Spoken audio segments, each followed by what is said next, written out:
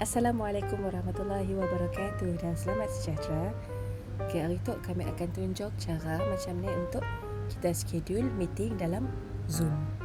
Okay. Jadi mula-mula kita buka dulu web browser. Okay. Jadi kita type untuk Zoom zoom.us. Enter. Okay, kalau belum ada account Zoom, boleh sign up untuk account. Okay, sign up, verify tarikh lahir, tekan continue, email address ataupun paling senang cadangan kami ialah untuk kita login je pakai kita pun account Facebook. Si perlu nak fikir-fikir password lagi semua, pakai je account Facebook ataupun Google account, Gmail. Okey, ataupun Gmail account. Ataupun guna, kalau untuk cikgu boleh guna account Delima. Boleh guna. Okey. Jadi untuk kami guna Facebook. Tekan je Facebook and then dia akan habiskan registration and then lepas register, okey, kita sign in. Macam tadi kami guna Facebook, so kami akan tekan Facebook je. Senang. Okey, kita tunggu. Okey, sudah masuk kawasan untuk page tu. Pergi kepada profile, boleh set up profile.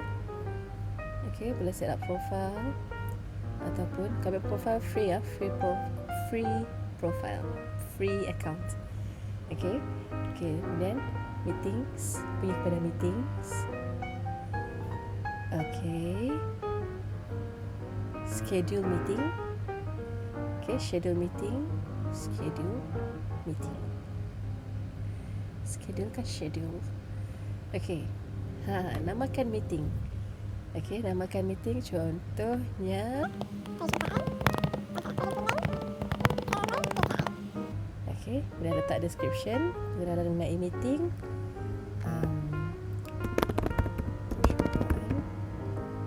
Bersama murid. Contoh. Okay, bila nak meeting? So set up tarikh kat situ. Okay, 31. Pukul berapa? Pukul 9.30 pagi contoh. Tukar pagi. Okay, masa, duration masa boleh letak free account. Jadi bila free account, dia akan dapat 40 minit saja. Okey, 40 minit je masa yang dapat untuk free account. Mun 2 orang aja yang meeting, kita dengan seorang yang lain, dia boleh lebih pada 40 minit. Tapi bilanya 3 orang je dan seterusnya, dah cuma dapat 40 minit untuk satu sesi. Selepas 40 minit, meeting akan terputus dan kita orang terpaksa connect balik. Okay, so saya letak je 1 jam. Okay, 1 jam.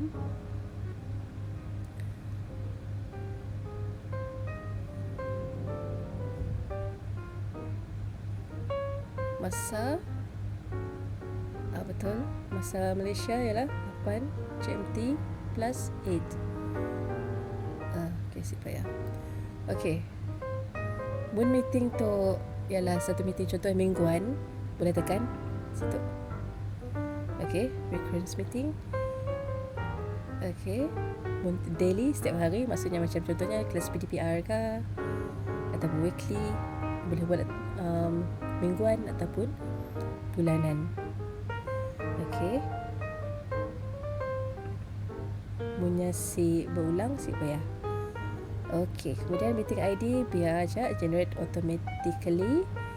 And then waiting room, yes. Untuk waiting room tu adalah untuk bila ahli-ahli meeting, ahli-ahli mesyuarat akan menunggu sebelum kita approve dia untuk masuk dalam meeting.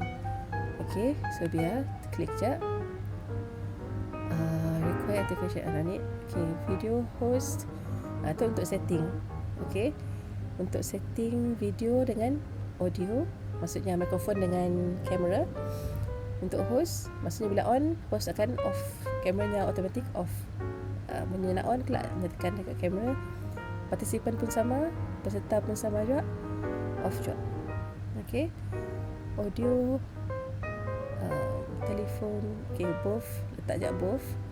Yang kacau, yang tu boleh kacau. Allow participants to join anytime, untuk si perlu. Mute participants upon entry, boleh letak.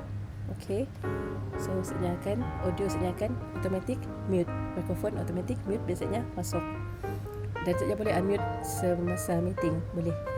Kemudian automatically record meeting on the local computer untuk sukati. Okay, sukati.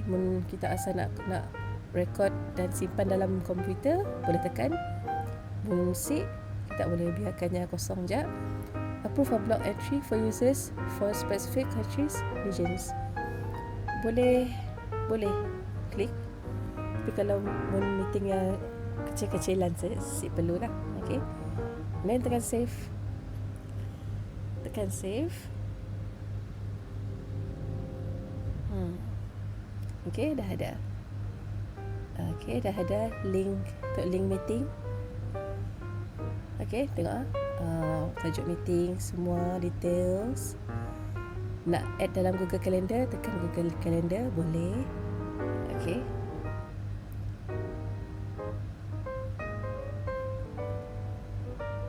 Okay, kemudian invite link. Itu ialah link untuk meeting, link untuk perjumpaan. Tekan copy invitation dan kita boleh tekan copy, automatic copy on clipboard. Okay, and then tutup. Kita boleh pilih dalam WhatsApp kah, nak letak dalam WhatsApp group kah. Okay, nak letak dalam WhatsApp group. Contoh WhatsApp group, paste.